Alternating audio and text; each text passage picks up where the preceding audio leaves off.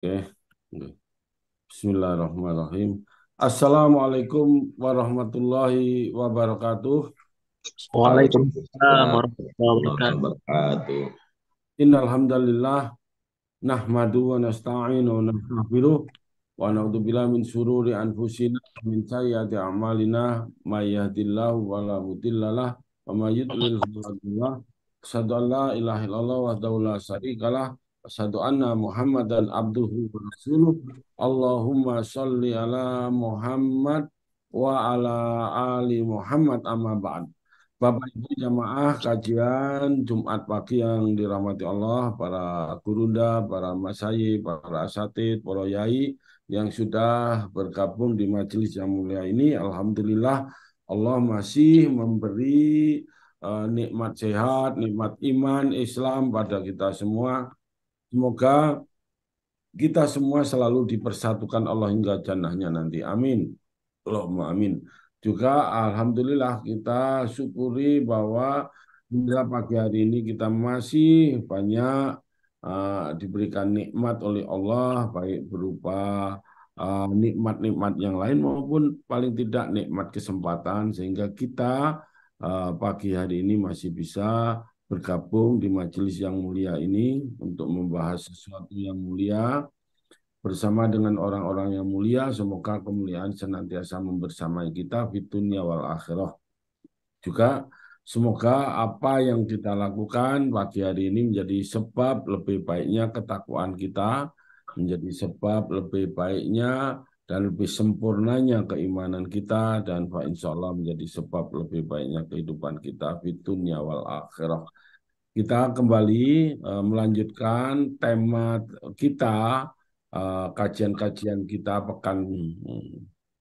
Jumat pekan-pekan sebelumnya, yaitu kita membahas satu tema, yaitu sistem IT untuk pemilu berdaulat untuk mengawal suara rakyat, episode yang keempat pagi hari ini. Jadi satu tema ini, sistem IT untuk pemilu berdaulat untuk mengawal suara rakyat, itu sudah pertemuan yang keempat. Baik.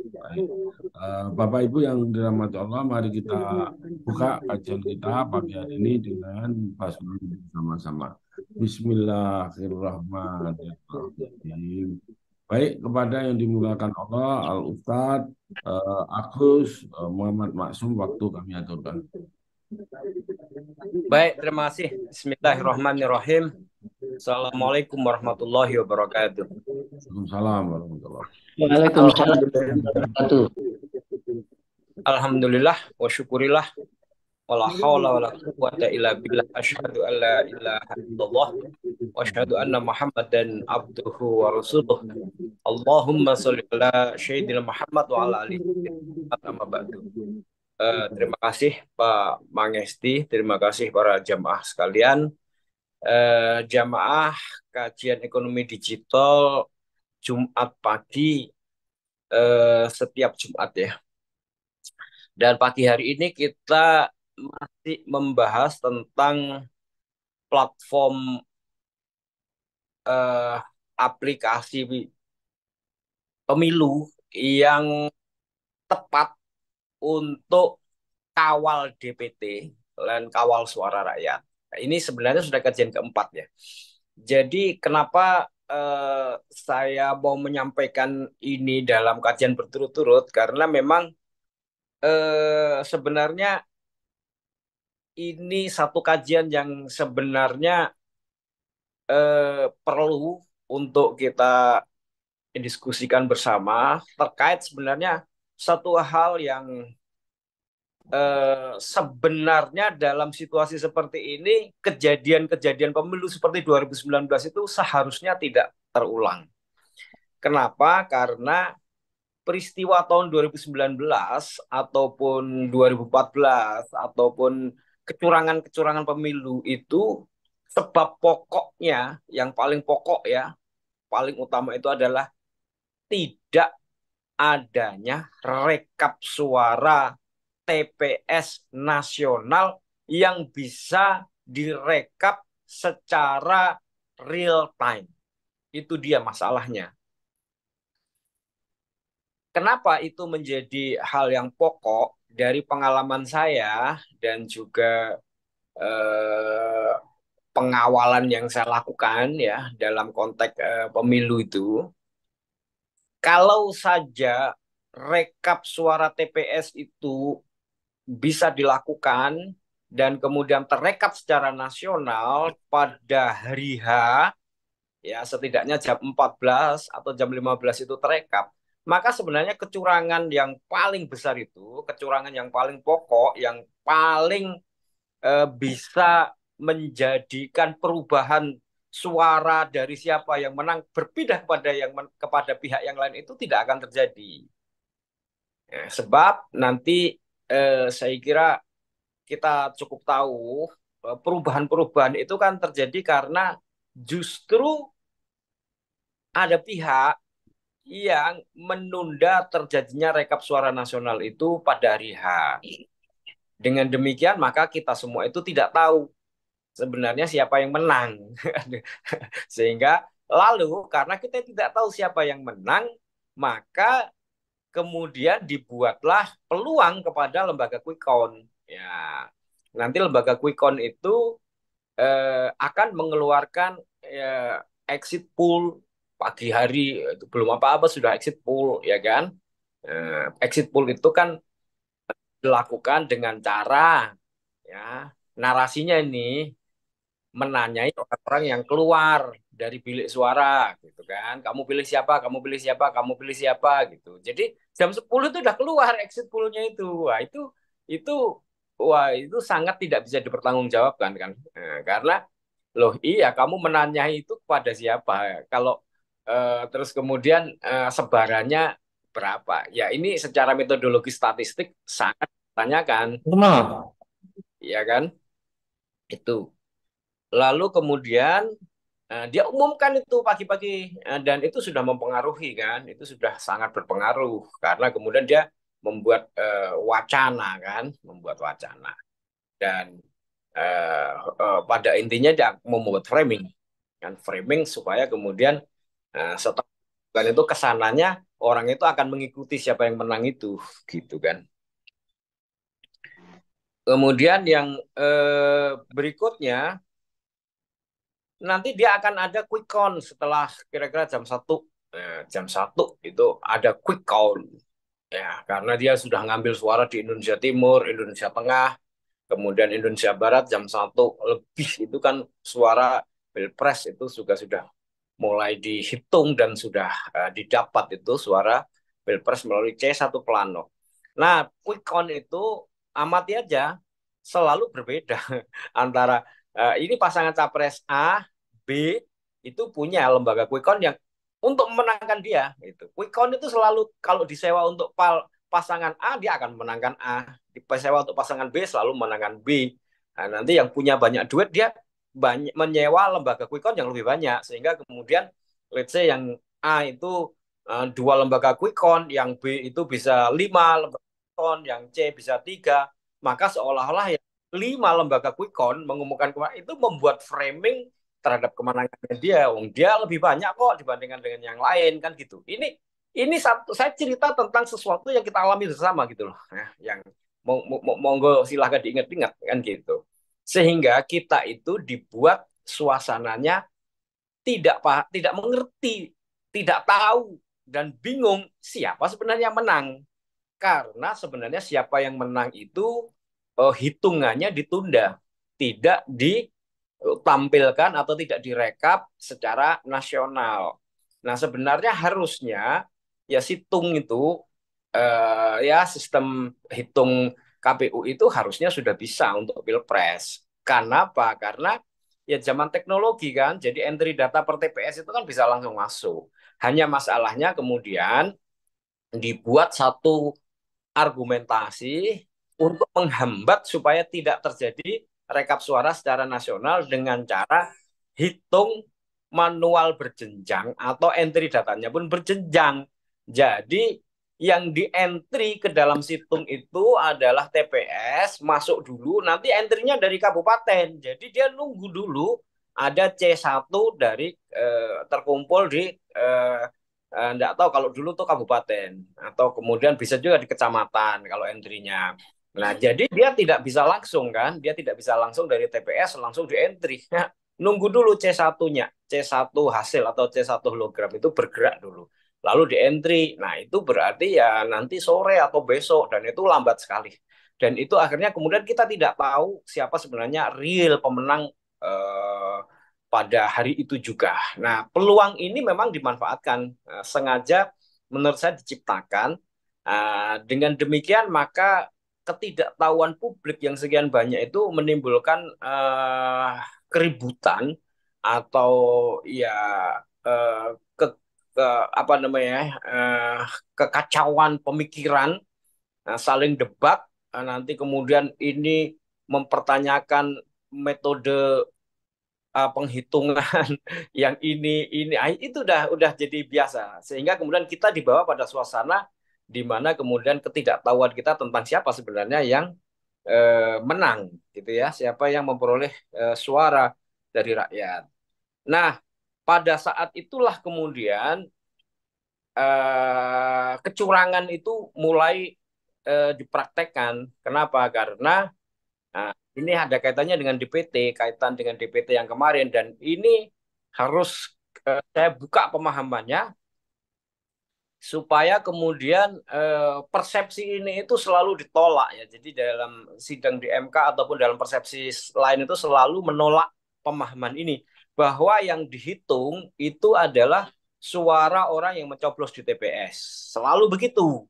Jadi pertanyaannya, oh iya ada BDPT abal-abal, katakanlah DPT abal-abal itu let's say kita bilang 10 juta gitu. Dia nanti hakim akan bertanya, apakah saudara tahu DPT yang Anda sebut abal-abal itu atau DPT yang tidak ada apa tuh namanya pemilihnya itu dia datang memberikan suara di TPS. Nah, gitu pertanyaannya. Nah, tentu saja kita akan jawab tidak kan? Ya memang tidak. Nah, kalau begitu maka kemudian asumsi bahwa ada surat suara yang akan dimasukkan setelah perhitungan itu menjadi tidak akan dihitung atau tidak akan dijadikan sebagai asumsi atau tidak akan dijadikan satu pemahaman adanya kecurangan setelah perhitungan. Semuanya diasumsikan suara itu masuknya melalui TPS. Nah, ini kesesatan yang dibuat sebagai bagian dari framing, seolah-olah suara itu masuknya melalui TPS gitu. Jadi seolah-olah pemahaman secara umum itu adalah suara itu adalah hitungan suara dari mereka mencoblos di TPS kalau direkap secara nasional. Seolah-olah itu. Dengan demikian, maka kemudian DPT abal-abal berapapun itu menjadi tidak masalah dan menjadi tidak perlu diperhitungkan atau tidak perlu diperhatikan. Gitu. Padahal yang terjadi adalah justru adanya DPT abal-abal, dicetak surat suaranya, lalu kemudian tidak ada pemilihnya, itulah kecurangan yang paling besar yang disebut sebagai masif itu. Ya, itu. Ini yang asumsi ini yang kemudian selalu diupayakan apa namanya tidak dihitung sebagai sebuah kecurangan gitu. Karena nanti sebagai hitungan itu selalu ditanyakan apakah suara abal-abal itu dipakai pada saat pencoblosan itu. Dijawab tidak, maka ya sudah. Padahal surat suara abal-abal itu atau surat suara yang tidak dipakai itulah yang justru nanti dimasukkan setelah hitung di TPS itu selesai, ketika kemudian kotak suara itu bergerak dan kemudian dicoblos-coblos dimasukkan ke dalam kotak suara yang kotak suara itu sebenarnya sudah ada kodenya. TPS tertentu itu sudah ada kodenya di mana kemudian dia bisa memasukkan suara yang tadinya itu tidak dipakai lalu dimasukkan dan kemudian isi kotak suara yang ada itu dibuang jadi diganti dengan surat suara yang karena sisanya sekian banyak kan satu TPS itu kan 300, let's say kemudian satu TPS itu yang datang 260, maka dia cuma membutuhkan 260 surat suara yang dicoblos-coblos sesuai dengan komposisi yang sudah disiapkan lalu dimasukkan. Lalu kemudian termasuk C1-nya, C1 hologramnya. Lalu modusnya C7-nya dibuang. C7 itu daftar hadir. Jadi kesulitannya adalah selalu C7-nya itu nggak ada. Jadi tidak bisa diverifikasi. Tadi itu TPS ini siapa yang hadir berapa. Nah itu modus. Nah modus begini itu masif. Nah DPT abal-abal itu modusnya adalah itu. Modusnya adalah bagaimana menciptakan satu surat suara yang surat suara itu dicetak dan ada di dalam daftar jumlahnya itu ya misalnya nih pemilih DPT nasional itu aslinya sebenarnya cuma 190 juta kemudian menciptakan DPT abal-abal 20 juta maka DPT nasional itu kan menjadi 200 ya ditambahkan 200-an 10 juta misalnya kan begitu. Nah, kan ada 20 juta yang kemudian tidak ada pemilihnya. Nah, 20 juta yang tidak ada pemilihnya ini yang kemudian nanti akan dimainkan kan gitu. Nah, itu yang terjadi itu bisa dilihat di banyak sekali kejadian di tahun 2019 banyak sekali video di mana kemudian kotak suara itu ya kan berbelok masuk ke satu gedung, lalu di situ dibongkar, lalu isinya dibuang, lalu diisi surat suara yang baru. Nah, itu salah satu ini saya ingat betul itu yang ditemukan oleh istrinya Pak mantan Danjen Kopassus Agus Sutomo itu kan menemukan itu. Lalu kemudian di tempat lain itu banyak sekali itu yang kejadian seperti itu. Jadi ini bukan cerita cerita baru gitu. Jadi sebenarnya modus kecurangan TSM yang paling besar itu justru terjadi kepada tersedianya ya DPT di mana tidak ada pemilihnya. Nah, itu DPT di mana tidak ada pemilihnya itu modusnya banyak orang mati, ya, orang mati sudah mati 5 tahun 4 tahun tapi masih ada dalam daftar ya otomatis kok surat suaranya ada. Lalu DPT ganda. Ya, jadi orang yang sama terulang 2 kali, 3 kali, 11 kali, ya kan? Itu kan banyak sekali. Ya, jutaan itu DPT ganda itu tercetak surat suaranya ganda. Nah, ketika surat suaranya ganda, yang dipakai kan cuma satu, sisanya kemana? Kan gitu. Nah, lalu kemudian DPT fiktif. Fiktif itu ya DPT-nya memang sudah bisa kita identifikasi fiktif kan misalnya NIK-nya itu tidak menunjukkan satu kode wilayah apakah itu wilayah provinsi misalnya kode 10 itu kan jelas tidak ada provinsinya 20 30 lalu kemudian kode kabupaten yang juga fiktif misalnya kan kode kabupaten di Jawa Timur itu paling tinggi adalah 35 let's say katakanlah 80. Lalu muncul kode 3590. Nah, kan nggak ada kabupaten kodenya 90 kan gitu. Ya benar teridentifikasi Jawa Timur, tapi kode 90 nggak ada. Ya, itu banyak. Kecamatan juga begitu. Kode kecamatan angkanya nanti ada fiktif tapi kode kecamatan. Jadi ada banyak sekali kemudian menciptakan DPT fiktif yang eh, catatan saya itu bisa jutaan. Artinya tercipta surat suara yang tidak ada tuannya, tidak ada pemilihnya itu jutaan. Dan itu kemudian akan dimasukkan ke dalam kotak suara setelah ya, setelah pencoblosan selesai. Nah, asumsi yang seperti ini itu belum pernah masuk di dalam pikiran MK.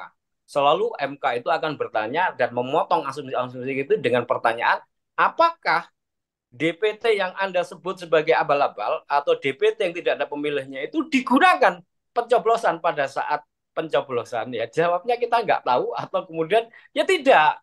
Nah tidak maka kemudian sudah diasumsikan bahwa itu nggak ada dan tidak pernah dihitung karena mereka mengasumsikan suara itu yang terjadi pada saat pencoblosan itu. Nah padahal asumsi peristiwa yang terjadi sedemikian banyak itu akan diabaikan. Itulah modus kenapa MK itu menolak itu karena begitu. Jadi fokusnya itu di situ. Sehingga kemudian semua hal yang terjadi di luar pencoblosan itu kemudian diabaikan. Dan kemudian iya suara itu kemudian bisa berubah sedemikian banyak karena TPS itu sudah ada kode-kodenya. Jadi saya menemukan kode-kode. Jadi kode-kode.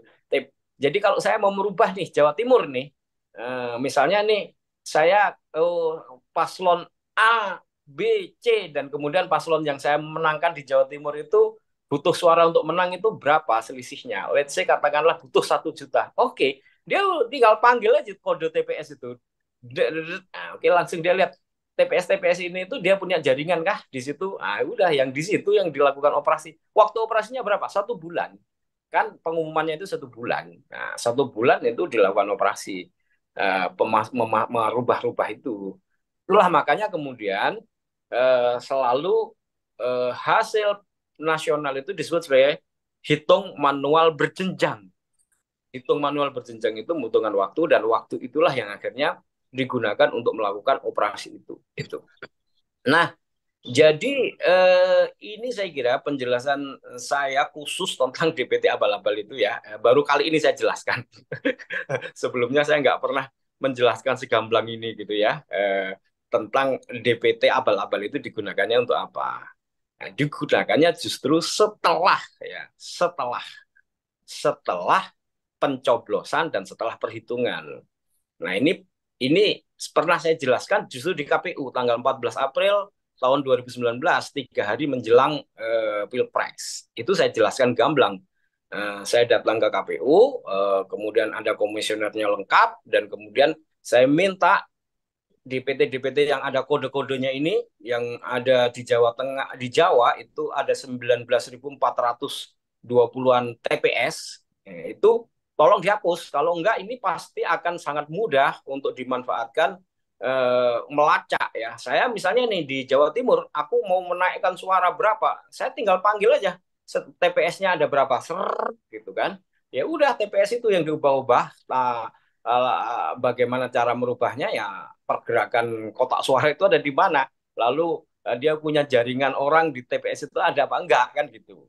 Nah, kalau ini dihapus, maka kemudian akan kehilangan jejak sehingga tidak bisa melakukan operasi yang seperti itu. Operasi untuk menyamakan hitung manual berjenjang dengan hitung eh, quick count gitu. Jadi quick count itu kalau nanti siapa yang kemudian dibuat menang, maka kemudian hitung manual berjenjangnya akan dilakukan apa itu namanya penyesuaian dengan cara operasi seperti itu. Kenapa bisa melakukan operasi? Iya, karena dia punya kode-kode, kode 10, 20, 30 itu tinggal dipanggil. Seret, oh ini ada di TPS ini. Ya sudah, TPS itu dalam waktu 1 bulan coba ikuti di mana kan gitu.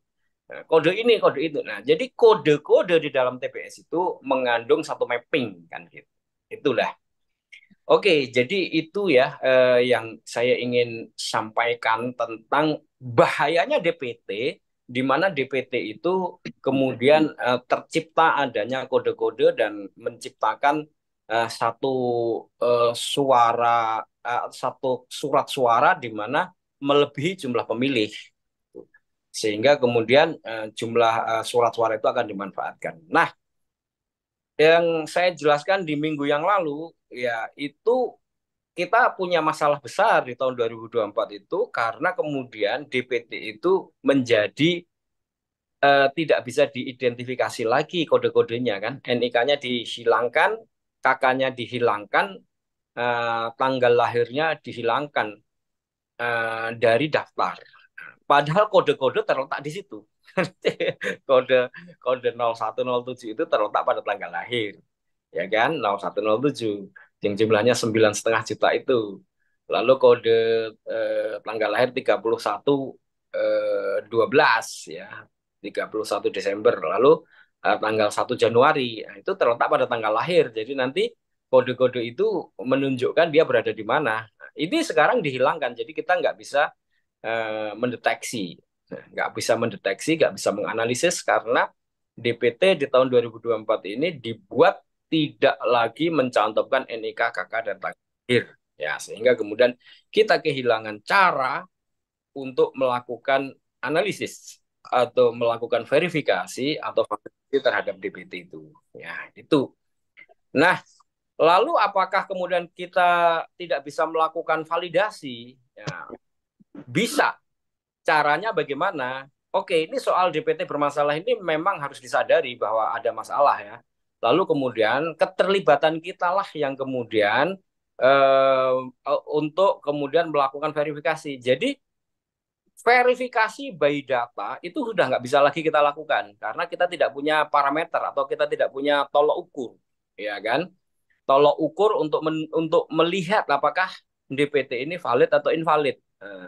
Ada orangnya atau enggak, itu udah nggak bisa lagi. Kalau misalnya NIK KK-nya itu dicantumkan, tanggal lahirnya dicantumkan, maka kan kita tahu. Oh iya, ini ada kode 10, ini nggak ada orangnya ini, karena ini orang orang mana ini kan, kabupatennya, provinsi mana, nggak ada provinsi 10 kan gitu, simpelnya.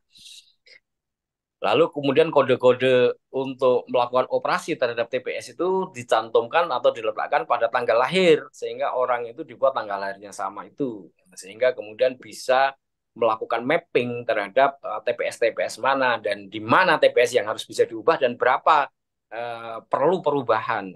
Ini eh, kode tanggal lahirnya itu tidak dicantumkan usia saja. Jadi kalau usia itu ya usianya dicantumkan kan 26, 27, 19, 30, nah gitu ada. Nah, seperti itu yang dicantumkan. Padahal pencantuman usia itu bermasalah karena ketika dia mencantumkan angka 16 itu 16 tahun berapa, ya kan? Karena 16 tahun berapa? Nah, 16 tahun 2023 ya kan belum berhak memilih. Tapi kalau kemudian 16-nya itu tahun eh, 2023, di tahun 2024 dia 17 tahun, oh berhak. Tapi kemudian 16-nya itu menjadi tidak jelas. Tahun kapan dia usia 16 itu. Sehingga kemudian kita perlu melakukan verifikasi. Nah, jadi satu-satunya cara untuk bisa melakukan verifikasi adalah kita cek di lapangan. Nah, itulah makanya kemudian kita menciptakan satu aplikasi di mana aplikasi itu kemudian memberikan cara bagaimana kita melakukan cek ya di lapangan. Ini Bapak Ibu bisa bisa mengikuti saya ya. Aplikasinya ada di sini nih.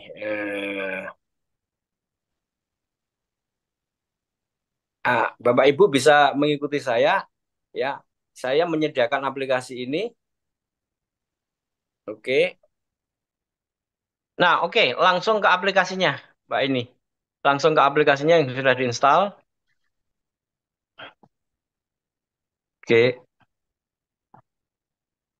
Nah, mungkin tadi ada beberapa yang di kolom chat juga masih bingung linknya ya. Itu sudah saya cantumkan di kolom chat. DA4I bukan DA41 ya. Oke. Nah, ini ketika kita nanti mendaftar nanti ya setelah setelah ini maka kemudian kita akan mendapatkan DPT di TPS kita masing-masing. Nah, kayak Mbak Aini itu coba Mbak Aini itu di TPS mana Mbak Aini? Klik. Nah, Mbak Aini tadi ketika mendaftar maka dia akan mendapatkan DPT di TPS di mana dia terdaftar. Aini ini nampaknya terdaftar di TPS 11 Beji, Jenu, Tuban, Jawa Timur. Oke, berarti Aini itu orang Beji ya, Beji, Jenu, Tuban, Jawa Timur. Oke, lalu Mbak Aini itu akan mendapatkan daftar DPT di TPS-nya dia, di TPS 11 Beji itu. Nah, oke, tampilkan Mbak Aini. Oke, ini ada DPT yang sementara April sama DPT final ya. Nah, kita pakai yang DPT final. DPT final itu 2 Juli. Nah, ini dia. Nah, ini adalah DPT di mana Mbak Aini itu terdaftar, maka Mbak Aini itu kemudian mendapatkan data DPT di TPS-nya Mbak Aini. Saya kira Mbak Aini kenal nggak dengan orang-orang ini? Ini kan orang desanya Aini, bukan? Iya, di desa saya, Pak. Kamu kenal berapa itu? Mana yang kamu kenal? Ada beberapa, ini ada yang Siti Barokah, itu juga tetangga saya. Terus ada Nur Halimah, Sutikno, Bintang Arya Maulidio. Hmm, ini ada Sri Lestari, Kamsri, itu juga kenal. Terus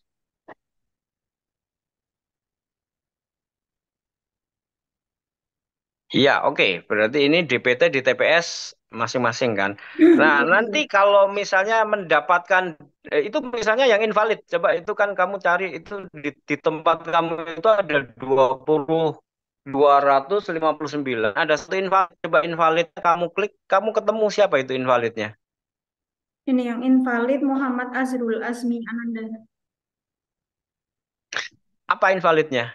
Invalidnya invalid usia, Pak. Masih 16 tahun. Usia berapa dia? 16 tahun. 16. Kamu tahu dia 16 tahun itu kapan itu? Usia itu. Kamu kenal nggak sama dia? Nggak kenal, Pak. Nggak kenal ya. Oke, kalau nggak kenal nanti pulang tanyain ya. Dia Iya, itu Pak. usia 16 tahunnya itu kapan gitu kan. Ini kan jadi masalah sebenarnya. Sebenarnya KPU itu menyulitkan kita. Sebenarnya kalau dia cantumkan tanggal lahir, ya eh, tanggal dan tahunnya, maka pertanyaan kayak begini tuh nggak akan terjadi. Kita udah tahu, oke, kalau tanggal lahirnya tahunnya sekian, berarti usianya sekian, tanggal sekian untuk tahun Februari 2014 itu, nah gitu. Nah, ini apabila misalnya menemukan orang meninggal, kamu eh, contoh ada nggak misalnya orang yang nggak ada gitu ini di TPS kamu ini? Sebentar, Pak. Misalnya ada orang yang meninggal gitu, sudah meninggal. Karena rata-rata kita menemukan ya terutama di daerah Jawa Tengah ini ya nggak usah saya sebut spesifik ya. Itu ketika saya melakukan pelatihan kayak begini tuh kepada 60 simpul relawan, ketika kemudian berhasil menginstal ini di HP-nya masing-masing, mereka langsung menemukan, loh ini kan nenek saya udah meninggal 2019 kok masih ada. Loh, ini kan tetangga saya yang nguburin, kan gitu, meninggal sebelum COVID. Katanya. Ini tetangga saya juga kan saya yang melayat menguburkan, dia meninggalnya tahun ini kan gitu kok masih ada kan gitu itu banyak sekali ditemukan ya. Nah, oke katakanlah ini misalnya kamu menemukan satu let's say siapa gitu ya yang salah data gitu salah data kemudian harus kamu betulkan gitu misalnya usianya tadi tuh berapa ya. Nah, coba salah satu aja yang kemudian salah data gitu yang kemudian harus kamu betulkan.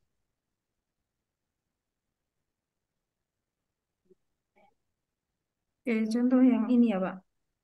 Ini salah Ya. data. Jadi kita pilih data pemilih tidak valid. Tidak validnya mungkin dari usia ya, Pak. Mm-mm. Misal yang betul usianya sudah 56. Oke, kemudian kita klik kirim. Oke, Oke. data laporan sukses dibuat. Misal kita mau cek laporan, kita cek laporan, dia bakalan masuk ke data tidak valid. Nah, ini Ah, datanya oke. masuk. Oke. Oke, kalau misalnya nih contoh orang meninggal, contoh aja, contoh ada. Misalnya menemukan orang meninggal masih ada di DPT, gimana cara lapornya? Contoh, Oke, ya ambil misal, ambil, ambil random aja, kira-kira siapa gitu ya. Nah, misal ini. Pak Taufikur Rahman, aplikasinya memang tidak ada di Play Store. Jadi kalau ini kita taruh di Play Store, nanti gampang itu untuk satu kali tindakan habis semua. Jadi cara menginstalnya Pak Taufik itu melalui Chrome. Bapak akses Chrome. Nanti Pak ya, setelah ini ya, setelah setelah setelah ini nanti ya Pak dipandu ya semua. Oke. Oke, sekarang Mbak ini kalau menemukan orang meninggal, gimana cara lapornya? Oke, jadi tadi kan kalau misal ini ya, saya ulang lagi. Misal data pemilih tidak valid, tidak validnya karena dia meninggal, maka jenis Yuk, Kak, laporannya sebentar, sebentar, harus sebentar ini, diganti. sebentar ini. Nggak ada data valid tidak orang meninggal itu nggak ada. Data va, data orang meninggal itu kita temukan karena data di lapangan. Di sini tidak ada tanda orang meninggal atau nggak meninggal. Jadi maksudnya kalau yang di sini itu Pak, kalau mau Nah, jadi melaporkan gini, itu kan harus. narasinya gini. Misalnya kita menemukan tetangga kita itu sudah meninggal, lalu kemudian masih ada di dalam daftar. Nah, kan gitu. Maka cara melaporkannya adalah begini ya gitu. Ya. Oke, Oke, ini contoh. Contoh ya. misalnya Siti Anim Mutaawanah. Ini contoh ya, ini contoh ini. Ini mohon maaf nih kalau kebetulan sebagai contoh nih, hanya contoh saja. Ini misalnya sudah meninggal, misal ya ini contoh sekali lagi misal. Maka kemudian cara melaporkannya adalah coba kamu kembali ke daftar. Ini. Nah, kembali dulu ke daftar. Nah, orang akan bingung kalau tiba-tiba ada di sini. Oke, nah. Oke, jadi misal ini adalah salah satu contoh jika ada data yang seharusnya sudah meninggal, itu mau kita laporkan. Oke, kita klik detail. Nah, misal Bu Siti Anim Muawanah ini misalnya sudah meninggal tapi masih tercantum di data DPT, bisa kita laporkan dengan mengubah jenis laporannya menjadi data pemilih tidak ada. Oke. Nah, di sini ada beberapa kolom yang harus diisi. Pemilih tidak adanya, misal karena meninggal, maka catatannya juga harus diberikan keterangan lengkap. Beliau yang bersangkutan sudah meninggal pada tanggal sekian, misal ya. Hmm, misal tanggal 1 bulan November kemarin.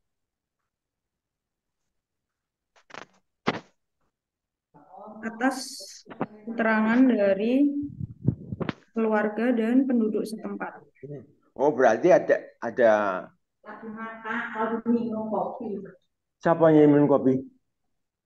Oke, nah selain catatan yang diisikan, kita juga harus mencantumkan ketua RT atau tokoh setempat yang bisa dimintai keterangan beserta nomor HP-nya.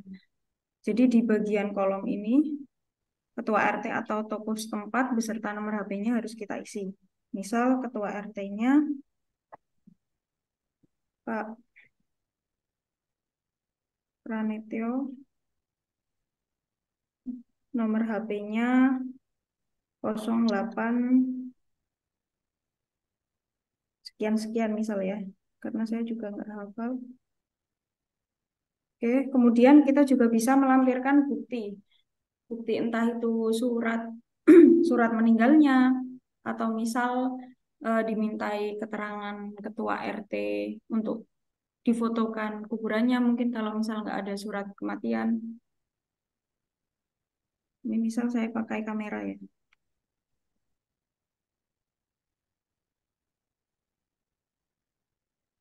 Oke, bisa difotokan langsung lalu di checklist.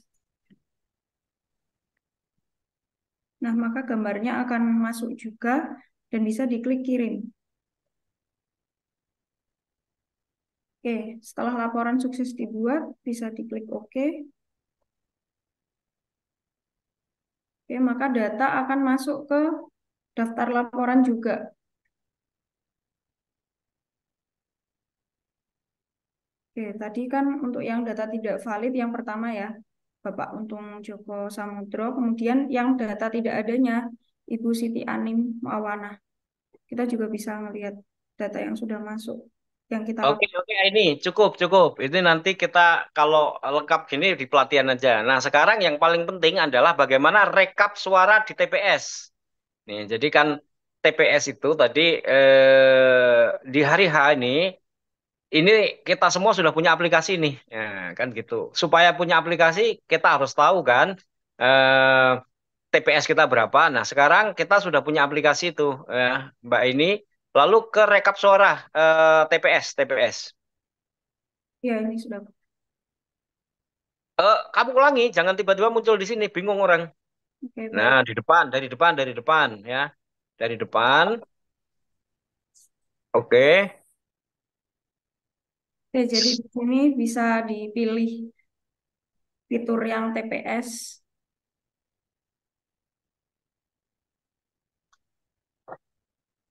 Nah, ini jadi nanti semua orang, siapa saja yang menginstal aplikasi ini, maka kemudian kita itu hadir saja di TPS. Hadir saja. Tidak usah jadi saksi dalam. Saksi dalam itu nanti adalah orang yang mendapatkan mandat. Syukur-syukur Anda mendapatkan mandat menjadi saksi dalam. Alhamdulillah. Kalau tidak apa-apa. Kita bisa berpartisipasi, nonton saja di luar TPS. Nah, nanti pada saat di TPS itu dilakukan perhitungan, ada namanya C1 Plano. C1 plano itu adalah C1 yang ditempel di papan dan dicoret-coret pada saat perhitungan. Misalnya Anies, Imin, dia dapat satu lidi. Nah, kemudian Anies, Imin, dapatlah 1 suara lagi 2 lidi. Kemudian Prabowo dapat 1 lidi, Ganjar, nah, itu namanya C1 plano. Nah, itu namanya C1 plano. Ini untuk mohon maaf ya yang sudah tahu, ini cuman untuk supaya urut aja. Nah, C1 plano itu jelas disaksikan semua orang, termasuk warga, termasuk kita. Nah, pada saat C1 plano selesai dihitung, maka kita sudah tahu hasil suara TPS itu. Itulah suara asli. Itulah suara asli. Itulah suara asli. Saya harus mengulangi 3 kali. Sebab nanti ketika C1 plano dipindah ke C1 hologram atau C1 hasil, itu bergantung pada TPS-nya itu dikuasai siapa. Itu bisa berubah. Nah, saya nggak usah nyebut satu kota, tapi itu banyak sekali peristiwanya.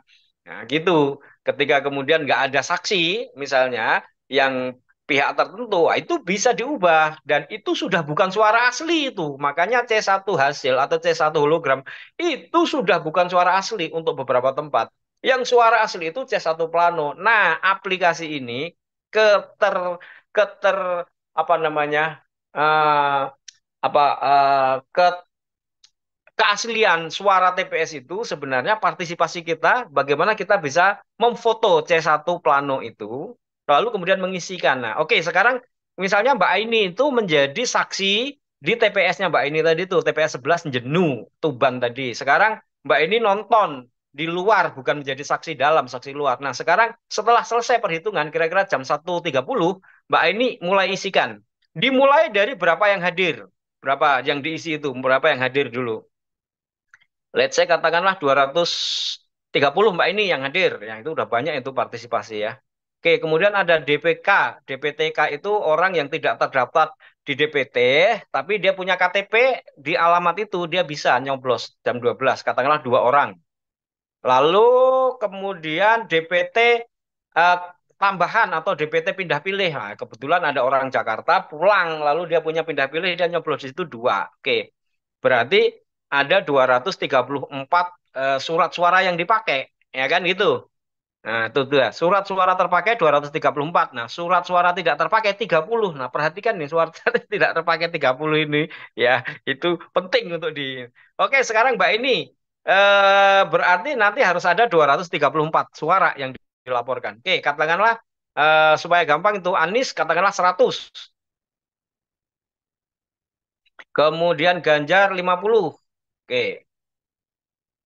Kemudian Prabowo 50.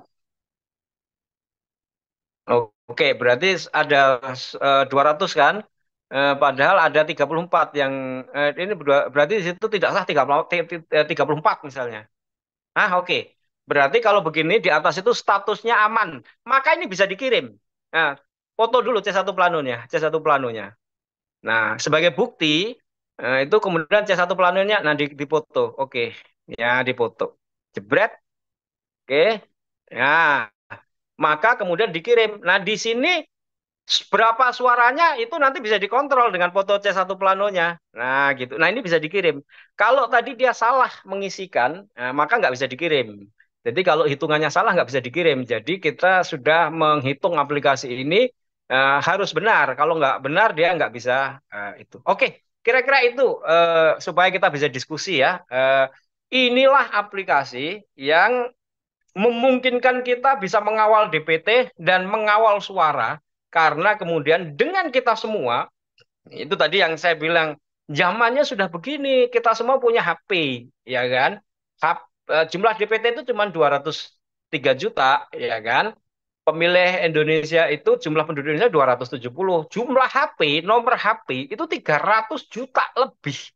Nah, let's say jadi sebenarnya dengan senjata yang ada di tangan kita itu kita bisa mendapatkan suara asli TPS direkap secara nasional dan dengan demikian maka peluang terjadinya kecurangan pasca perhitungan suara TPS itu menjadi bisa kita minimize.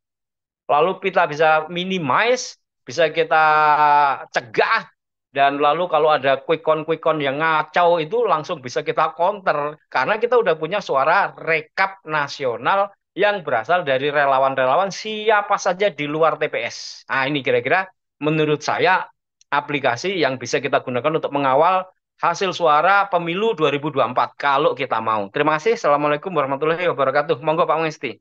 Waalaikumsalam warahmatullahi wabarakatuh. Jazakumullah khairan katsira.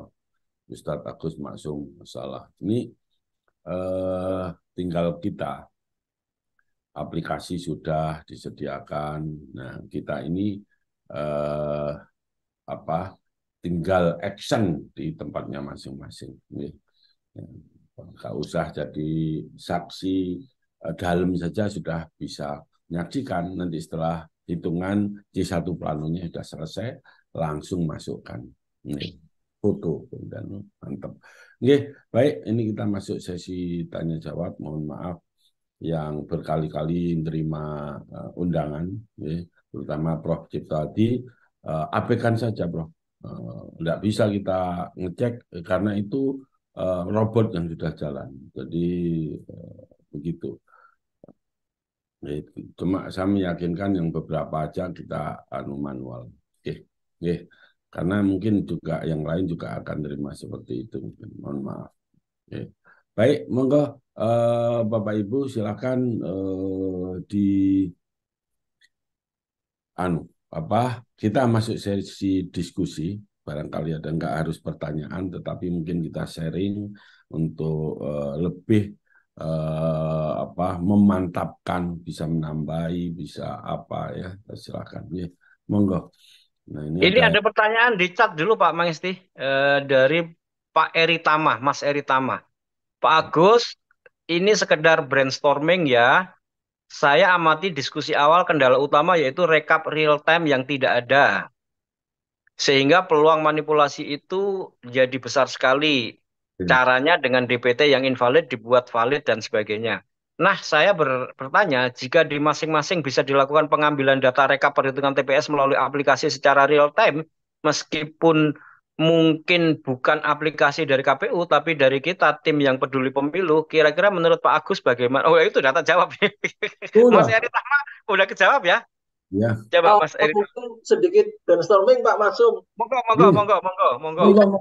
Selama ini memang kalau saya lihat, saya amati memang ada persoalan di setelah dari TPS ya, mungkin ya. Jadi kalau kira-kira kan selama ini tidak ada karena kita masih pakai sistem pemilu yang sifatnya pakai surat suara, belum elektronik sistem, sehingga kan memang belum ada kesannya real time ya. Tapi memang sekarang sangat diperlukan mengingat faktor kecurangan itu yang jadi masalah. Nah, kira-kira kalau seandainya kita cuma butuh legitimasi ya. Jadi seakan-akan jangan sampai nanti aplikasi yang sudah ada ini kemudian nanti dipakai oleh teman-teman untuk sama-sama saling mengawasi, ada bukti planonya dan sebagainya.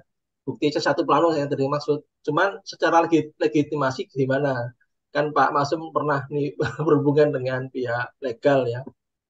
Nah, sehingga menurut Pak Masum hal seperti itu bagaimana? Dimungkinkan tidak? Karena memang saya jadi menarik ini buat saya. Dengan pengalaman saya, mungkin saya juga bisa bikin sesuatu begitu yang kira-kira tentu akan jadi bandingan. Jadi kalau semakin banyak aplikasi itu kan akan banyak melihat bahwa hasilnya seluruh penduduk melihat di TPS ini tuh hasilnya memang yang menang, katakanlah Cak Imin katakanlah. Amin gitu ya yang menang misalkan. Itu membuktikan oh iya ini yang benar yang menang daerah sini.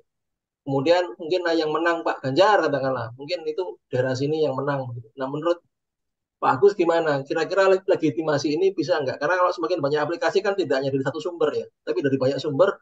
Daerah TPS ini yang memenangkan adalah salah satu paslon. Jika apabila ada ternyata 1 bulan kemudian ada perubahan data yang menang yang lain, nah itu kan jadi masalahnya. Misalnya itu begitu. Gimana Pak? Ya, Mas Eri Tama. Jadi apa yang disampaikan Mas Eri Tama itulah persoalan yang kita hadapi. Jadi semua saya berdiskusi itu banyak sekali ya. Saya dengan banyak pihak itu hari-hari ini itu ya offline bukan online ya. Karena saya itu berjalan dari ujung Pulau Jawa ke ujung Pulau Jawa yang lain itu untuk bertemu dengan kelompok-kelompok relawan yang akan semuanya itu menginginkan apa seperti yang kita inginkan itu. Mereka menginginkan siapapun lah yang terpilih, asal itu suara rakyat, itu mereka bisa terima. Nah, yang nggak bisa diterima itu kalau terjadi kecurangan. Nah, caranya apa? Suara rakyat itu apa yang sudah dihasilkan oleh TPS itu rekaplah secara benar. Nah, seperti Mas Heri Tama bilang, KPU itu situngnya udah nggak bisa, jelas itu sudah, ya kan? Karena pasti dia hitung manual berjenjang, ya, hitung manual berjenjang. Situngnya pun begitu berjenjang, jadi udah pasti situngnya itu tidak akan menghasilkan ya, tidak akan menghasilkan. Ini yang bocor bisa di ini dulu ya, supaya suaranya yang bocor.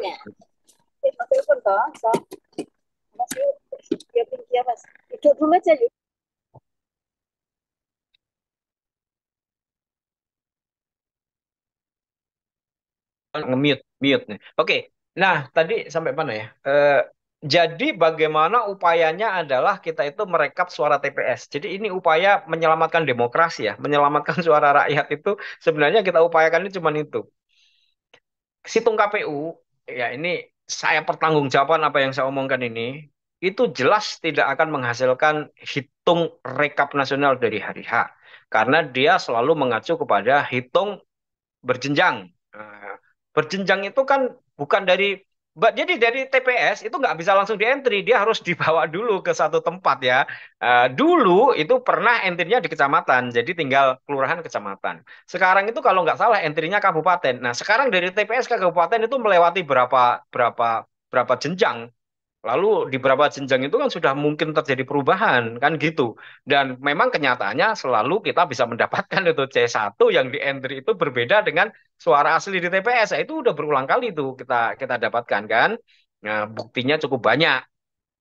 Jadi jelas situng KPU itu tidak bisa dipercaya. Satu, pengalaman. Yang kedua, baru aja baru aja dihack ya kan, jebol. Dan saya memang tidak ikut mendapatkan atau mencari atau memburu data jebol itu. Walaupun diberi. Nah, saya diberi. Nah, waktu diberi, saya kemudian minta dibuka di laptopnya dia aja, kemudian saya amati dan kemudian saya minta melakukan beberapa pengecekan dan kemudian valid. Itu DPT 2024. Tapi saya nggak mau dikasih dan saya tidak mau menginstal dan saya tidak mau mendapatkan. Kenapa? Karena saya menjaga, saya tidak ingin berhubungan dengan data hack. Data yang saya miliki atau yang saya olah hanyalah data yang benar-benar saya dapatkan melalui cara yang legal. Nah, gitu. Tapi dari yang sudah saya lihat ya, yang sudah saya lihat dari satu kawan di Jakarta, dia menunjukkan laptopnya dia, lalu kemudian saya mencoba melakukan pengecekan di laptopnya dia itu simple. Dari bentuk data. Bentuk datanya jelas dia menunjukkan adanya bentuk data nomenklaturnya itu punyanya KPU. Iya. Kenapa? Iya, NIK, KK, tanggal lahir, nama, alamat, lalu kemudian laki, perempuan, ya kan? Lalu kemudian TPS, kemudian Kel ID. Itu nomenklatur itu jelas itu data di KPU nggak ada satu lembaga lain selain KPU yang memiliki nomenklatur data seperti itu. Ada TPS-nya, ada Kel ID-nya. Ya kan strukturnya seperti itu. Nah, itu jelas bentuk datanya ya, yang jebol itu ya. Itu jelas adalah data miliknya KPU. Apakah itu 2024 atau tidak? Ya, saya tidak bisa karena saya memang tidak mau menerima data itu. Saya tidak mau laptop saya atau data di dalam data yang saya miliki itu berisi data yang diperoleh atau berisi data yang berasal dari hack. Nah, saya hanya mendapatkan data dan mengolah data yang benar-benar secara legal saya peroleh. Nah, tapi dengan nomenklatur dan jumlah itu menunjukkan bahwa itu data miliknya KPU dan dengan demikian maka situsnya KPU itu atau sistem IT-nya KPU itu jelas rentan terhadap hack, rentan terhadap adanya kemungkinan orang yang disebut sebagai intruder itu masuk untuk lalu bisa mendapatkan data sebesar itu, ya kan? Dan itu artinya tercipta satu istilahnya backdoor, ya, untuk kemudian dia bisa masuk ke dalam sistem IT-nya KPU itu melalui backdoor itu atau bahkan root-nya. Artinya mendapatkan akses terhadap sistemnya ini, itu berarti dia sangat mungkin untuk melakukan otak-atik data, ya kan gitu. Nah, satu-satunya jawaban pada KPU ya kalau mendengar itu, Anda nggak bisa berkilah dengan bernarasi. Satu-satunya jawaban yang Anda harus lakukan adalah Anda membuat sertifikasi ISO 27001 dan ISO 9001. Kalau itu Anda tunjukkan, maka selesai urusannya. Gitu, ya. Sehingga kemudian memang kita nggak bisa percaya kepada situngnya KPU selama dia tidak berhasil menunjukkan adanya ISO 27001 atau ISO 9001.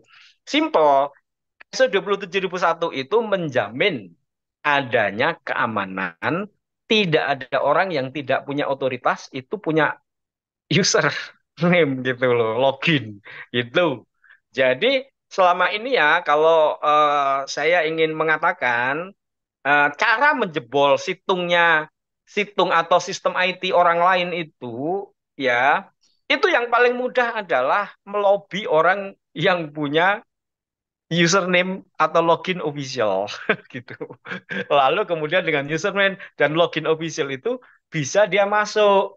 Nah, kalau dengan demikian maka nah, itu dia. Kalau ISO 27001 maka nggak bisa. Walaupun kemudian kita bisa mendapatkan ya lobby katakanlah orang itu berhasil kemudian kita perdayai, kita kasih kopi, kemudian tidur HP-nya atau laptopnya kita bisa kuasai, itu nggak akan bisa masuk. Kenapa? Karena kalau ISO 27001 itu ditentukan login untuk hal-hal yang apalagi masuk ke root ya, masuk ke dalam sistem utama itu on premise, nggak bisa dilakukan di tempat lain kecuali di tempat yang sudah ditentukan. Di tempat yang sudah ditentukan itu pun akan dipantau CCTV, apakah dia benar yang masuk, si pemilik login itu orangnya sama, kan itu. Nah, itu aman lah. Kalau nggak ada itu ya nggak bisa sistem keamanan. Dan sistem keamanan suara di KPU itu kan sama dengan bank. Ya kan, akun jauh lebih berharga. Satu suara jauh lebih berharga kan dari satu uang kan. Yaitu sistem ISO-nya, sertifikat itu harus ada. Nah, karena itu Mas Eritama, memang pikiran kita adalah ya kita harus membuat satu sistem IT di mana kita bisa merekap dengan memberdayakan rakyat. Rakyat yang jumlahnya 200 juta, DPT ya 203 juta, TPS itu cuma 820.000 kan nggak sebanding itu. Maksud saya, nah iya cukup kan. HP jumlahnya lebih dari 300 juta, ya kan? DPT orang 200 juta lebih. TPS itu cuma 820.161. Jadi kalau kita mengerahkan netizen untuk nonton, lalu kemudian begitu selesai perhitungan itu dia entry data C1 plano dan entry data suaranya, maka kita dapatkan itu, ya kan? Kita dapatkan rekap nasional. Sesimpel itu, sesimpel itu.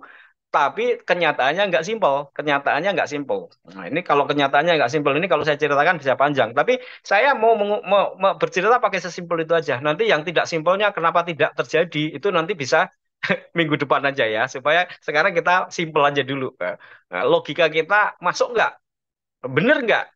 Eh, bahwa dengan keadaan yang sedemikian ini kita punya senjata yang namanya HP jumlahnya ratusan juta, TPS cuma 820.000, kemudian orang jumlahnya 200 juta, maka sebenarnya kan tinggal bagaimana kemudian kita ya kan nonton aja di TPS, lalu di HP kita ada aplikasi yang tadi itu yang saya contohkan itu tadi, ya itu bisa kita pakai kalau kita memang mau pakai itu ya kan, kita sepakati aja kalau memang pakai itu, maka selesai sudah kita itu bisa merekap suara nasional. Nah, tinggal kemudian nanti ada hambatannya beberapa kita diskusikan gitu. Itu Mas Eritama. Pikiran saya sederhana dan saya kira ya memang soalnya itu sederhana. Yang nggak sederhananya itu nanti tuh gitu. Kenapa itu tidak terjadi ya itu nanti saya ceritakan. Memang nggak sederhana gitu gitu. Itu Mas Eritama. Mudah-mudahan ini bisa menjadi tambahan apa namanya ya untuk kemudian kita sama-sama memikirkan gimana nih masih ada 2 bulan nih untuk kita bisa mengawal suara rakyat tuh. Gitu Mas. Monggo Pak Mangesti kalau ada yang lain yang ingin menambahkan supaya kita tambah apa namanya tambah kaya.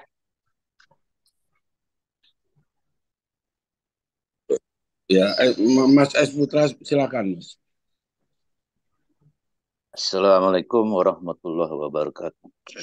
Salam warahmatullahi wabarakatuh. Alhamdulillah berkata. memang website Bapak Maksum ini sangat membantu. Tapi nanti kalau saya bayangkan pas nanti pelaksanaannya itu kan waktu merekap nanti itu kan selalu online Pak ya, Yes, selalu online. oke. Dan kalau nanti aplikasi ini didapat pihak lawan, mereka akan pasti coba-coba menghack Yes, yes. itu bukan satu dua orang, mungkin ribuan dia coba-coba karena udah dibayar kan, Betul. mungkin disewa yang profesional itu pasti. Jadi selama online itu pasti ada usaha-usaha untuk apa namanya ya merusak jaringan ya, selama online itu. Terus di samping itu kalau penyusup ada relawan yang pura-pura jadi relawan mengisi apa data-data palsu membanjiri server Bapak itu ya kan, membanjiri ya macam serangan DOS lah ya. DDoS. Pokoknya diisi apa saja itu kan. Itu kan eh, merusak apa namanya ya itu masalah juga untuk itu. Ini pertanyaan saya, keamanan yang seperti itu apakah sudah dipikirkan juga dengan pihak lawan ini? Mungkin pihak lawan ini kan dananya besar, mungkin banyak ribuan yang bisa mereka bayar untuk merusak sistem ini. Terus server Bapak itu apa di beberapa tempat atau cuman ya begitulah maksudnya supaya mungkin menurut saya mungkin perlu di beberapa tempat supaya aman datanya. Itu coba tanggapan Bapak Pak, mengenai masalah itu. Demikian Pak. Baik, Pak S. Putra. Ini Pak S. Putra ini tanggapannya jelas orang yang cukup ngerti dengan IT dan cukup ngerti dengan kerawanan dari sebuah sistem alternatif yang kita buat. Terima kasih Pak S. Putra. Pak S. Putra ini bukan Mas Putra ya. Mas Putra yang kita kenal 2019 itu kah? Bukan Pak, saya ini relawan internasional. Saya tinggal di Qatar. Oh, di Qatar. Oke, oke, Ya ya. oke, oke. Mas Putra, terima kasih. Pertanyaan ini menjadi satu peluang untuk saya bisa menjelaskan masalah yang sebenarnya kita hadapi bersama. Betul. Jadi ketika kemudian kita membuat sistem kayak begini ini, sebenarnya tentu sederhana, simple. Persoalannya adalah satu tuh ya dari sistem security. Memang server itu harus 2N+1. Ya. Jadi ada 3 server yang seharusnya tersedia. Server utama, server backup, lalu server mirroring. Jadi server utama itu pasti diserang. Itu pasti, Pak. Diserang itu saya ingin mengatakan bukan satu presentasinya 100%, 1000% Pak diserang. Nah, itu pasti itu. Dan oleh karena itu, ya sebenarnya security-nya itu harus kita lakukan ya. Tapi banyak ya security yang kita lakukan mulai dari kita adakan DDoS lahnya, ya DDoS-nya harus kita lengkapi. Lalu seluruh perangkat security ya, seperti SIEM, ya, Security Information and Event Management itu kan satu software yang harganya cukup mahal ya. Apakah kita pakai Splunk? Cek aja di situ Splunk ya di Google itu berapa harganya. Itu memang harus kita taruh di situ. Lalu kemudian kita taruh namanya SOC, nah, Security Operation Center. Itu ada terdiri 6 x 3 orang ya, 6 orang berjaga 8 jam, 8 jam, 8 jam. Jadi mekanismenya adalah, oke, satu server ketika dia on, itu kemudian segala macam perangkat security itu tadi itu kita pasang ya, termasuk DDoS-nya itu udah otomatis Pak DDoS itu ya. Nah, sebagai sebuah apa tuh namanya sistem yang menghadapi serangan ya semacam DDoS dan perangkat security lainnya itu ada banyak itu sudah otomatis ya termasuk pemilihan server itu ada di tier 4 kalau sekarang itu Pak ya. Nah, tapi kita nggak bahas teknis lah. Tapi setidaknya oke, pertanyaan Bapak itu penting untuk kemudian kita pertimbangkan. Lalu kemudian kalau kemudian lolos dari CM itu ya, software yang memantau serangan dan menghalau serangan, itu dia lolos, maka kemudian harus segera dihandle oleh 6 orang yang bertugas tadi itu 6 enam orang bertugas pagi, 6 orang bertugas siang, 6 orang bertugas malam. Yang berhasil lolos itu tadi harus segera dihalau. Nah, itu menggunakan SOC, Security Operation Center. Nah, itu Pak, memang yang harus dilakukan terhadap sistem ini. Lalu kemudian kemampuan servernya juga harus memiliki kemampuan bandwidth yang memadai. Let's say tadi kan kita ada 200 juta tuh. Let's say kita berapa target? Let's say katakan kita mau target 10 juta atau 20 juta orang yang kemudian nanti kita mau targetkan untuk install, maka ya bandwidthnya harus kita hitung. Selain bandwidth, ya kita harus hitung juga bersamaan waktunya orang mengakses pada hari H, throughputnya. Itu harus kita hitung, ya kan? Dan itu semuanya cost-nya mahal sekali. Kalau mau ditanya berapa cost-nya, saya kebetulan menangani hal yang seperti ini untuk sebuah proyek yang lain nggak usah saya sebutkan, ya kan? Yang menerapkan apa yang saya lakukan itu. Nah, itu kalau saya sebut angkanya menjadi minder kita, ya. Angka untuk melakukan SOC itu jauh lebih besar dari angka develop dan angka apa itu namanya? Angka develop dan angka harga servernya. Jadi let's say, aduh, saya mau nyebut itu angka kayak gini. Ini soal kita bersama. Ya, tapi sebenarnya itu bisa kita atasi. Kalau misalnya kita sepakat nih, kita install di dalam aplikasi ini 10 juta orang, urunan 10.000 cukup. 10.000 kali 10 juta berapa ya Pak Pangestu ya? Hmm. 10.000 kali 1 juta, nah, ya kan kira-kira 10 miliar cukup itu. Dengan kita masing-masing 10.000 nih, nanti di dalam aplikasi itu bisa. Mbak ini bisa share aplikasi kita kah yang AI digital? Nah, itu kalau kita ngomong kepada tim ya, tim siapapun yang tim 1, 2, 3 itu nggak mungkin kita omongin. Kenapa? Dia akan bilang nggak punya budget. Ya nggak tahu lah, nggak punya budget atau apa. Pokoknya saya aja nggak tega ngomong kayak begitu. Walaupun mungkin saya akan ditanya, saya nggak akan ngomong kos seperti itu. Saya bilang udahlah nanti malah repot ya dia apa itu namanya mikirin. Ya kita malah akan dituduh cari proyek gitu ya. Udahlah, kita biaya aja bersama-sama. Eh, mana nah, ini tadi ya bisa share ini HP saya yang ini nggak bisa share soalnya yang satunya lagi ngehang itu bisa kita lakukan eh atau siapa yang bisa share ini anu siapa ya yang ada di sini yang bisa share HP siapa yang sudah punya aplikasi ada Niken ada ini ada siapa lagi tadi yang di sini ya Mas Jabar belum bisa ya? Mas Jabar belum karena ini baru saya tambahkan kira-kira 2 hari yang lalu gitu belum jadi bentar bentar kalau gitu saya ini ada ini suaranya kok hilang ininya hilang apa Mbak ini Iya Pak. kok kamu share ini share dari aplikasimu yang Davi kemudian ke platform komunitas ini untuk pertanyaannya Mas Saputra ini Oh iya, oke. untuk gini mengatasi cost yang muncul karena adanya bandwidth dan throughput serta security yang mahal. Ini saya juga nggak tega ngomong. Kenapa? Simpelnya kalau saya ngomong belum tentu paham gitu loh. Itu soalnya itu. Jadi saya itu menghadapi orang-orang yang di tim-tim itu belum tentu paham sehingga kemudian ya percuma kita jelasinnya gitu ya. Apalagi kemudian keluar angka. Nah, itu repot itu sudah. Nah, itu repot. Lebih baik. Nah, ini ya. Nanti kan ini tadi yang atas itu kan portal pemilu ya, portal pemilu. Nah, di bawah itu portal komunitas. Ini sebenarnya saya maksudkan untuk mengatasi seperti pertanyaannya Pak Saputra tadi. Ya, coba platform komunitas diklik ini.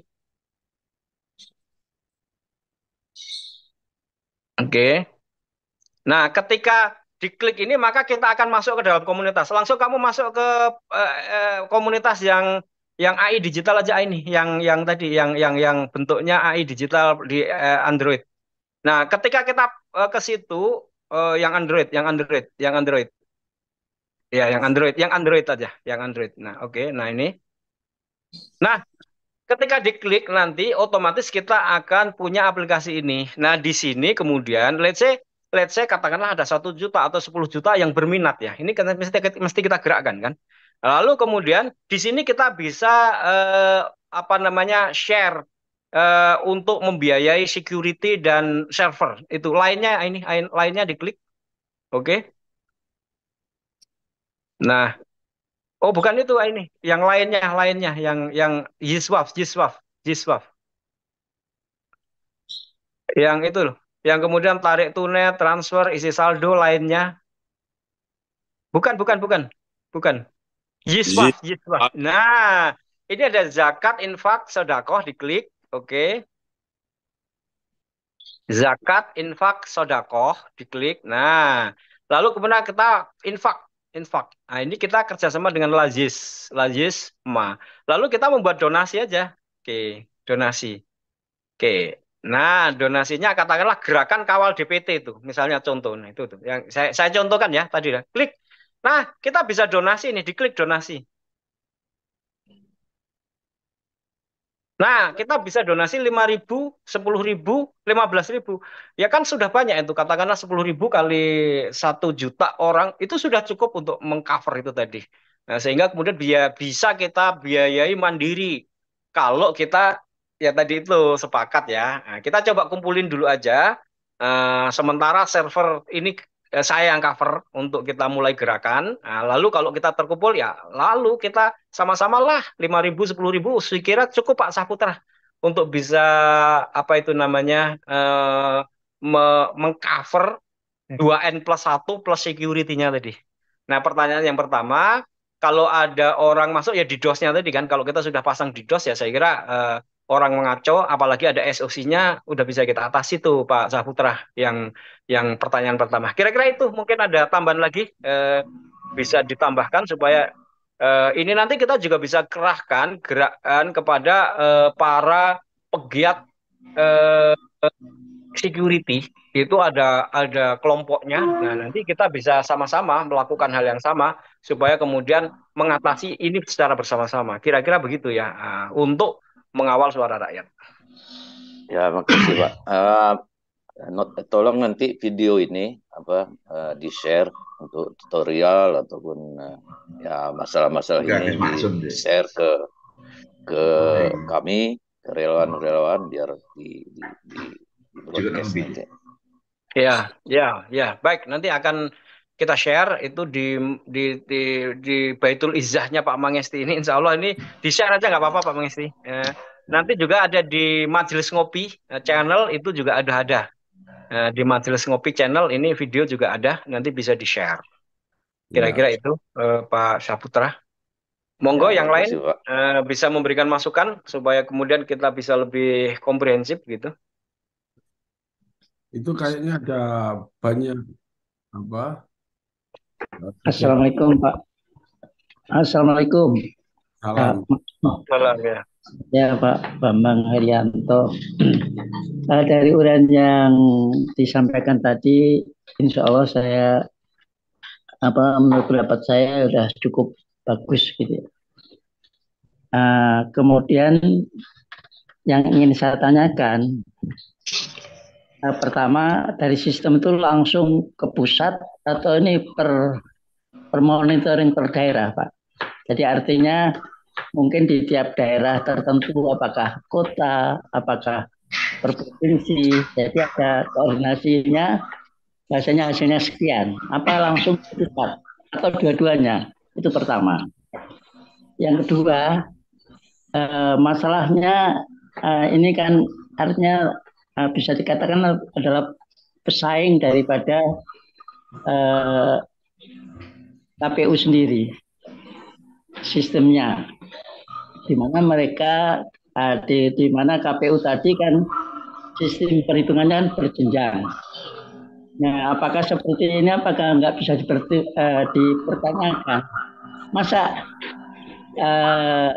dalam hal ini KPU, apakah masa zaman segini masih harus pakai berjenjang? Sehingga harusnya bisa katakanlah 1 hari gitu untuk KPU. Kemudian masalah validasi data seperti yang kembali saya sampaikan, memang kalau seperti di Jawa Timur itu kan tidak mungkin ada kode Jawa Timur itu kan 35 provinsi, kemudian kode kabupatennya kan nggak mungkin 90 gitu. Nah, dalam hal ini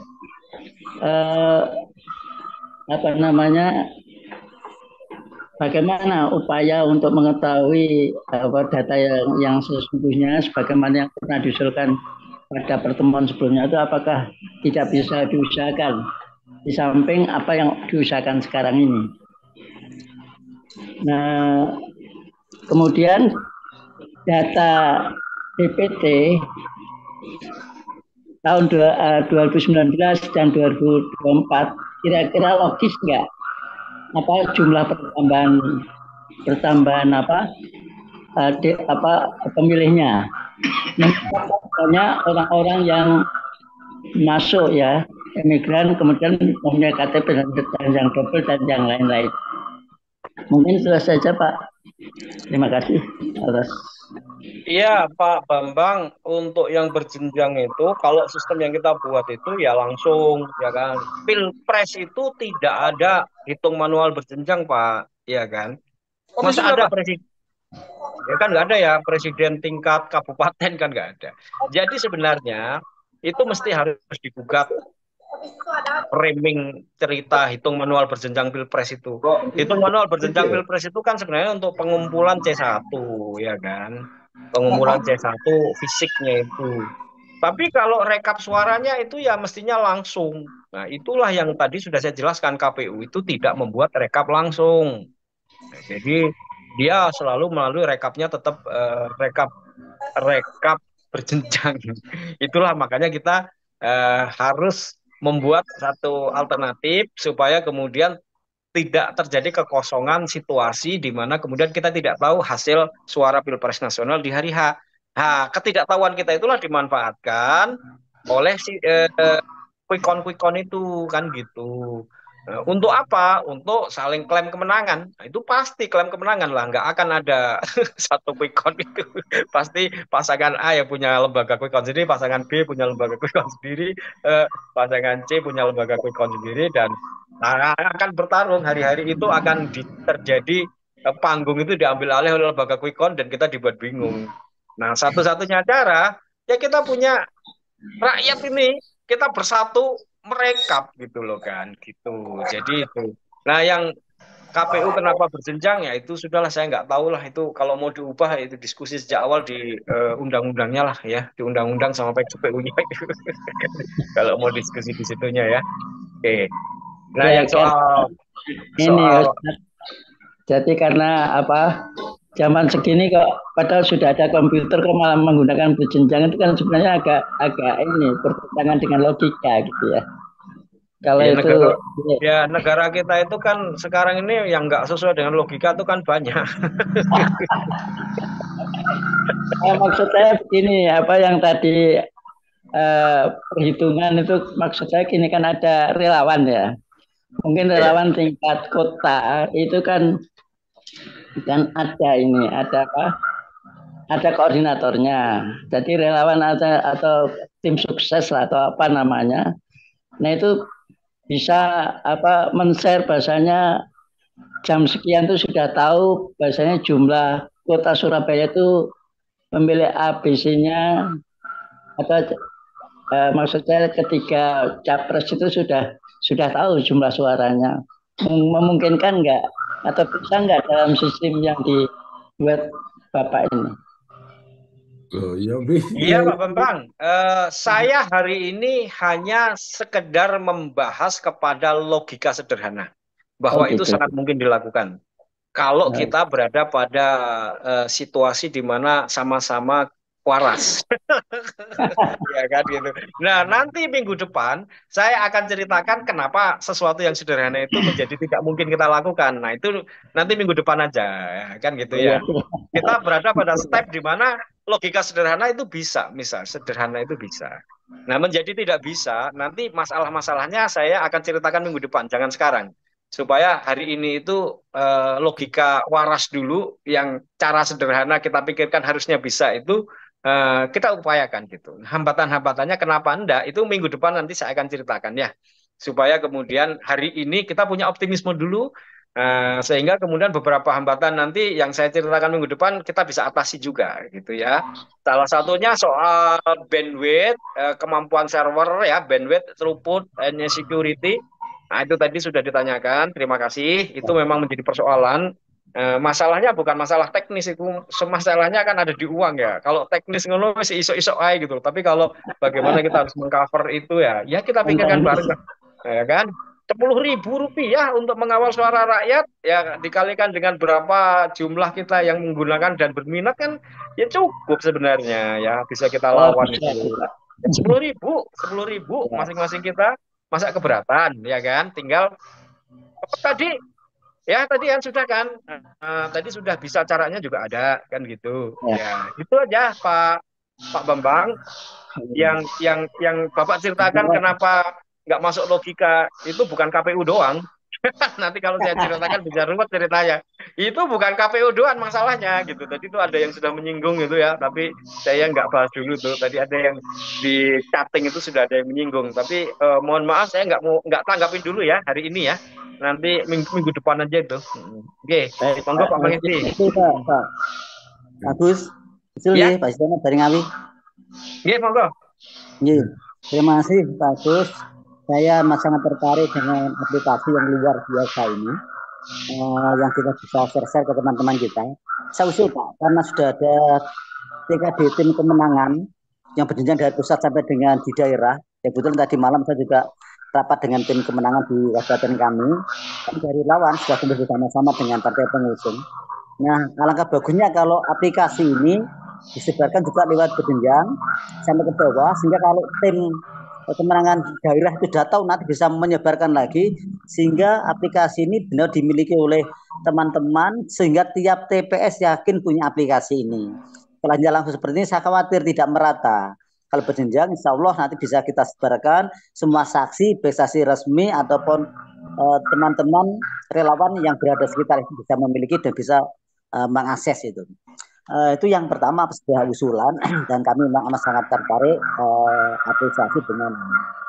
Selanjutnya Pak, kami tanya tentang legitimasi. Oh iya, Apakah ini iya, nanti setelah sampai di pusat diakui nggak oleh KPU? Mungkin iya, iya, aplikasi banyak.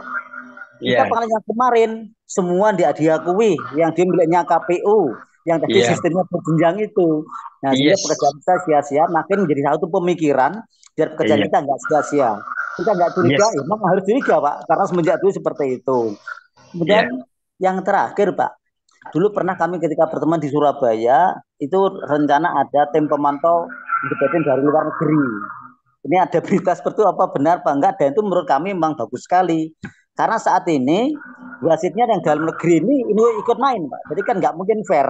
Menurut kami yang perlu ada wasit independen walaupun dari luar negeri. Ya kalau ada persengketaan benar-benar bisa diputus secara adil. Saat ini wasitnya ikut main Pak. Ini yang juga perlu kita sikapi. Kita Bar ini ngilangi apa nyeting suaranya gimana kan? Enggak kan? oke, Kayak ini gua nih loh. Real tech-nya ini loh. oke. Ngawi tadi siapa ya? Lupa saya tadi namanya, nggak muncul. Pak Istiono Pak. Oh, Pak Istiono Memang Ngawi. Anu toh, bukan Pak Istar Ngawi, bukan Pak Istiono ya. bukan Pak Istar Durori juga teman kami sama-sama Iya, iya, iya. relawan. Salam ya, Ya, Pak insya Istar, Allah Pak Istar. Gunung Sinai itu. Ya, dari sini. Ya, ya, ya. Salam ya. Masih sugeng kan Pak Istar Gunung Sinai itu? Masih dan aktif Pak. Dari saya Oke, sudah ikut dengan alhamdulillah, Pak alhamdulillah. Salam, Durori. salam, salam. Ikut tim kami juga Salam. aktif. Wah, Terima kasih. saya pengen ke Gunung Sinai itu lagi tuh. Musim Ya, durian gini, ya. kalau ke sana Pak, nanti memberitahu Pak, kami akan jemput nanti Pak Agus. Siap, siap, siap. Musim Nanti, durian, nggih, tepat musim eh, durian. nggih, sip. Nggih, Pak Istiono, tadi pertanyaannya, oh, siapa aplikasi ini untuk di Jawa Timur karena saya tim pemenangan di Jawa Timur akan saya lakukan. Nah, jadi monggo. Saya juga udah membentuk, kebetulan saya kan tim IT di Jawa Timur ya, jadi kewenangan saya di Jawa Timur. Kalau di pusat itu lebih canggih. Jadi untuk level saya itu hanya Jawa Timur, Pak. Mungkin di pusat akan lebih canggih lagi ya dari saya. Saya kurang tahu. Tapi karena saya Jawa Timur, maka kita bicara Jawa Timur aja, Pak. Itu saya udah menyediakan tim, Pak, mahasiswa-mahasiswa, Pak. Tadi malam kita udah melatih mahasiswa itu 12 atau 13 itu, sebagian ada di sini. Nah, besok mereka akan melatih 100 orang di dari seluruh Jawa Timur. Lalu nanti akan bertambah itu mahasiswa-mahasiswa itu siap mereka untuk melakukan pelatihan di mana-mana Pak, di kabupaten Pak. Jadi ini memang sebenarnya sangat mudah, tapi yang bersemangat itu kan bapak-bapak, emak-emak, ibu-ibu, kakek-kakek, ninen-ninen. Nah itu agak nunak-nunuk. Nah itu harus dibantu oleh mahasiswa-mahasiswa, anak-anak muda yang memang native digital. Mereka sangat cepat untuk kemudian diberitahu yang kayak gini tuh cepat sekali dia udah untuk kemudian menginstal aplikasi itu nggak usah tanya-tanya itu kalau dia udah langsung tahu itu langsung dicari fiturnya bagaimana bagaimana bagaimana kalau nggak tahu dia search di Google bagaimana caranya itu dia udah dapat itu.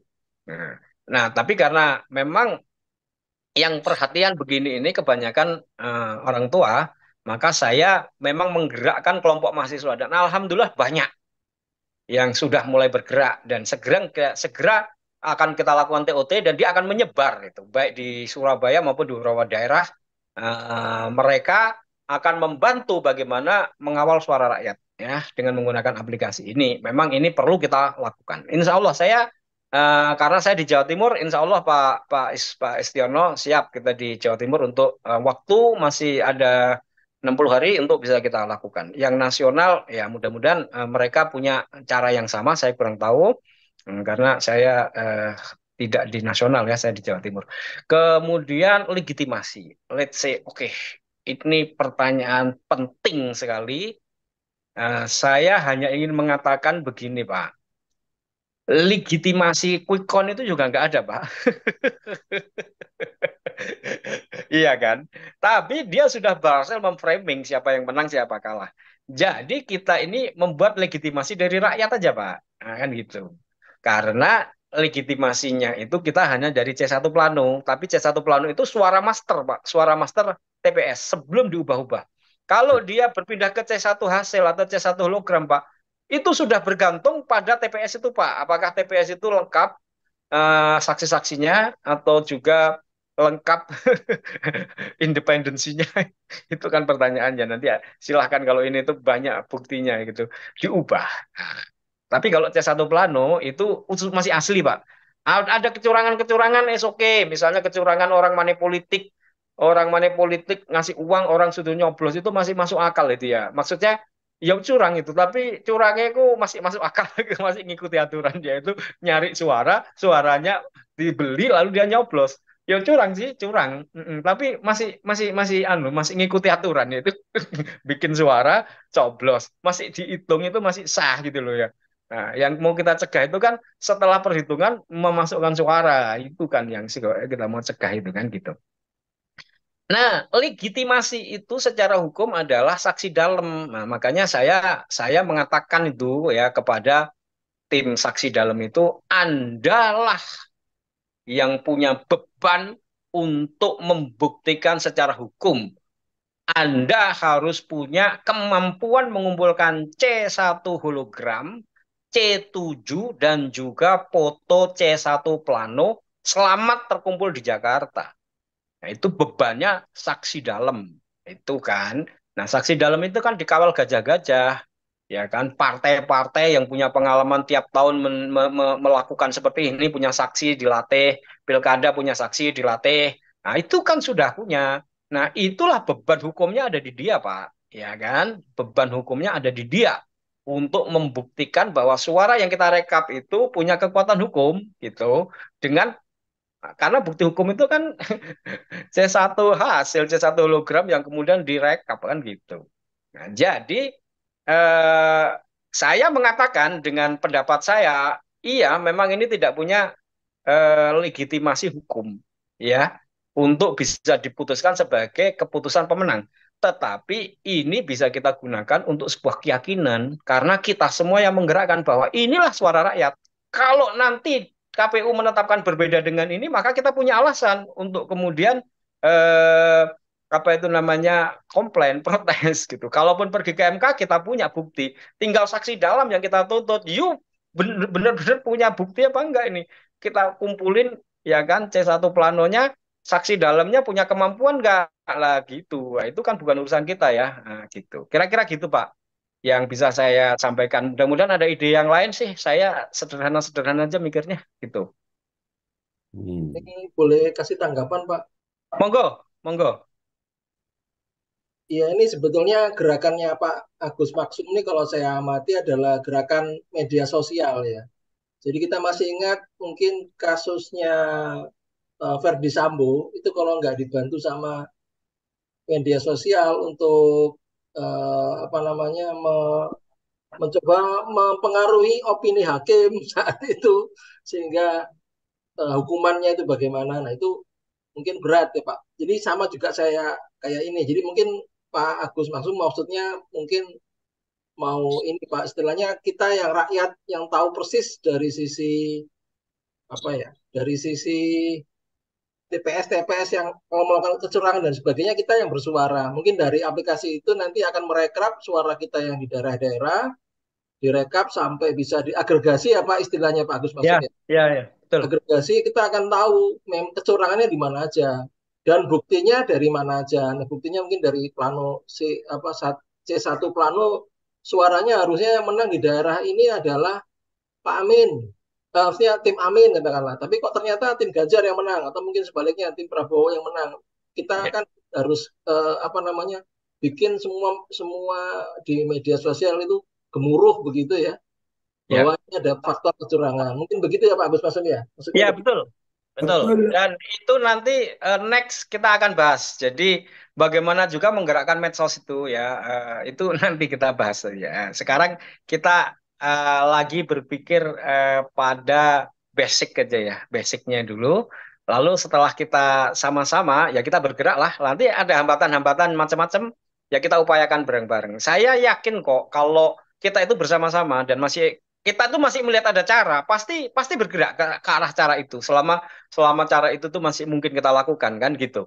Masalahnya sekarang itu kalau saya lihat tuh kok ruwet, nggak ada solusinya gitu loh lah. Kalau ruwet, nggak ada solusinya, ruwet beneran gitu loh ya. Coba kita berpikir sederhana, dengan cara berpikir sederhana, apa yang bisa kita lakukan, ayo kita lakukan. Ono biayanya, ayo kita tanggung gitu aja menurut saya ya. Kita Mantap. kira-kira begitu. Oke, sip.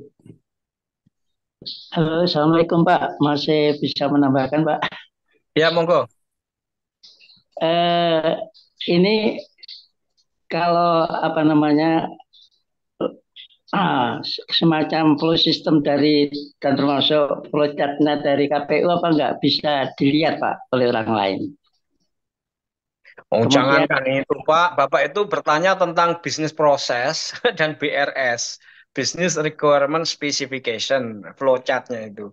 Oh, nggak bisa, Pak. Nggak bisa kita lihat, nggak bisa kita dapat, Pak, itu, Pak. kemudian Karena, maaf Pak, saya paham itu. Kemudian yang dulu ponaannya Pak Mahfud itu kan punya apa nama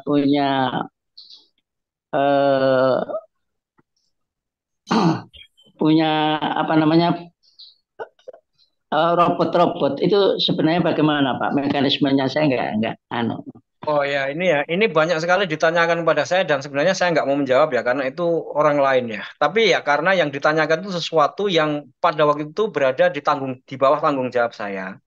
Jadi saya berikan penjelasan, itu sudah kita pakai, Pak. Bahkan kita itu punya lebih canggih dari itu yang kita pakai. Itu karena iya. viral aja ya.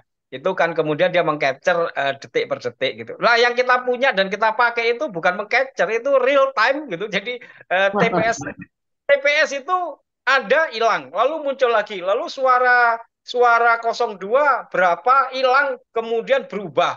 Itu bukan hanya ke capture, ke detek kita bisa lihat kayak video gitu loh, Pak. Itu.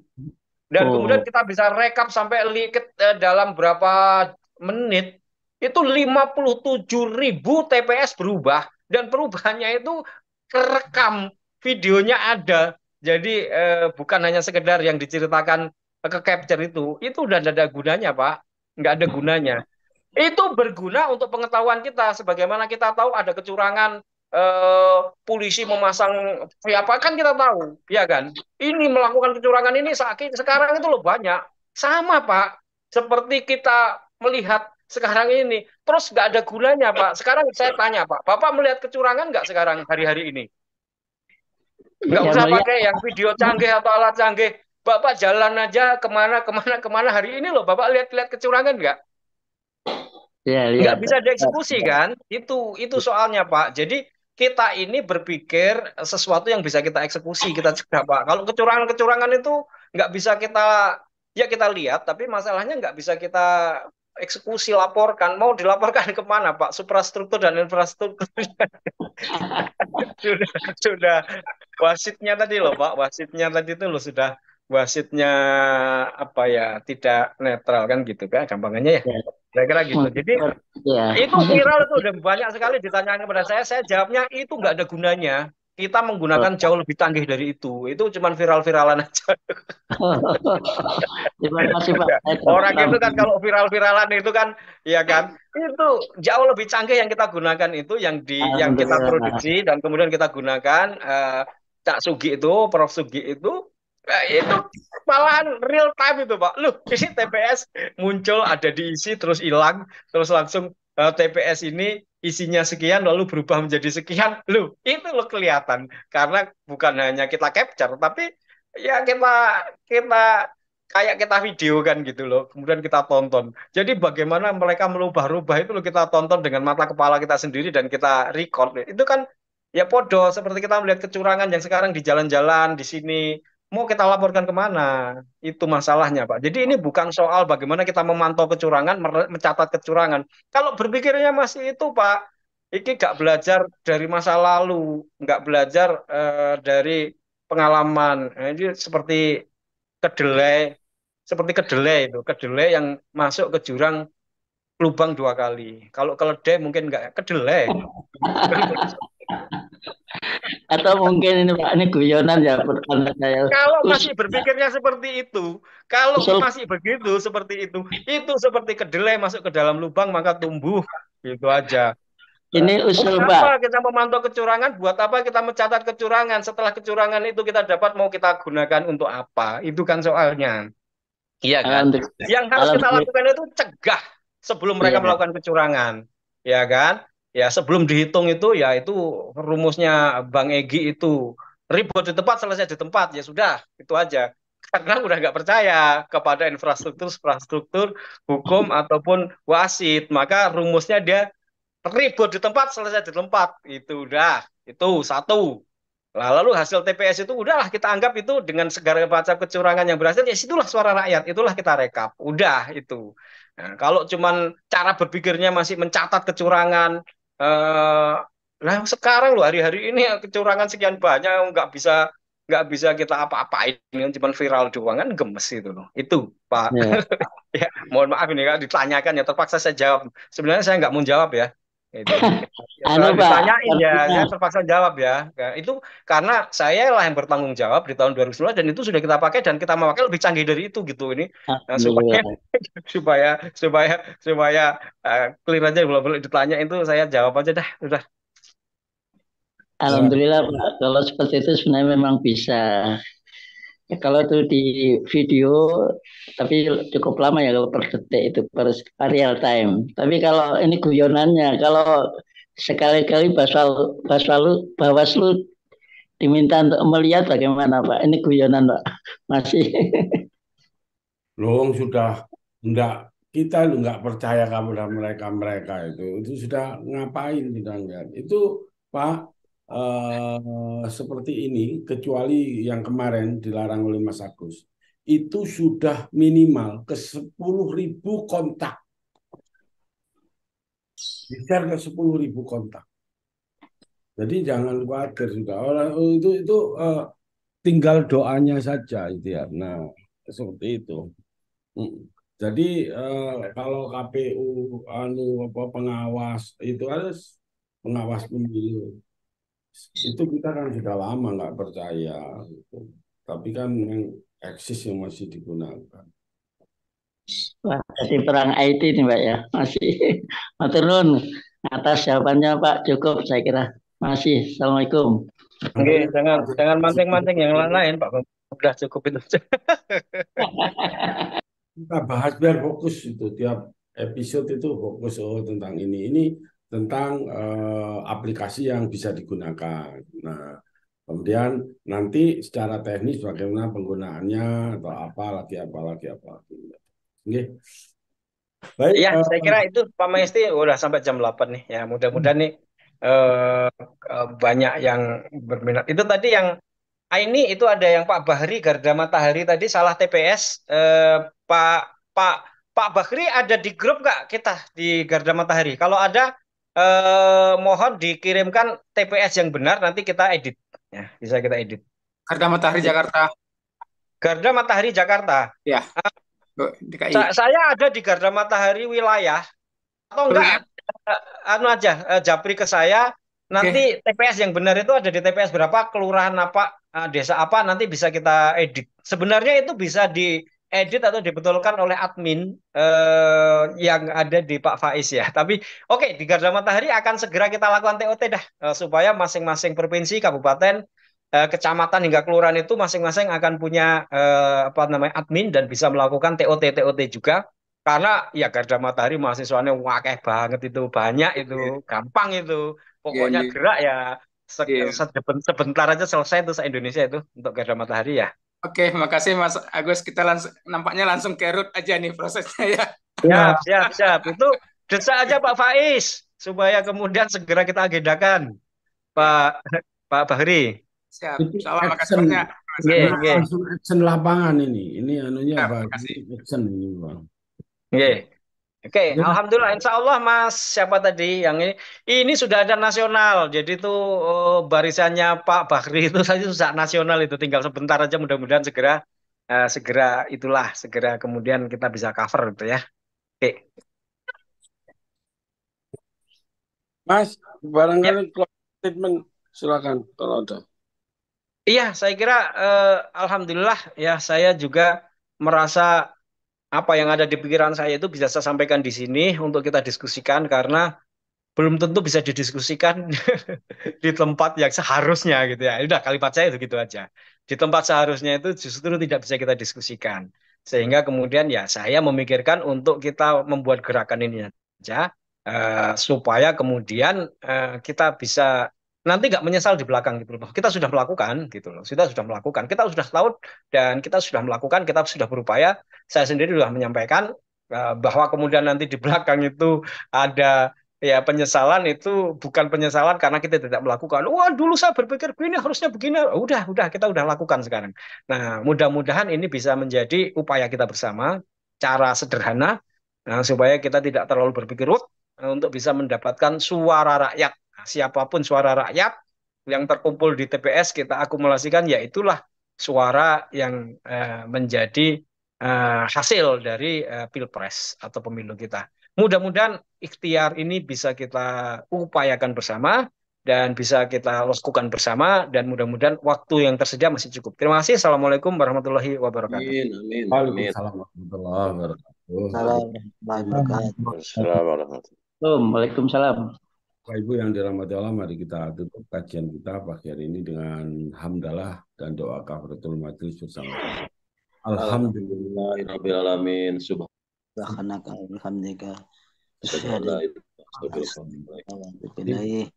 Taufik wasallallahu ala nabiyina wa ala alihi washabihi wa man tabi'ahum bi ihsanin ila yaumil wallahu yaqulul haq wa huwa yuhibbu. Assalamualaikum warahmatullahi wabarakatuh. Waalaikumsalam warahmatullahi wabarakatuh. Waalaikumsalam warahmatullahi wabarakatuh. Ya, terima kasih.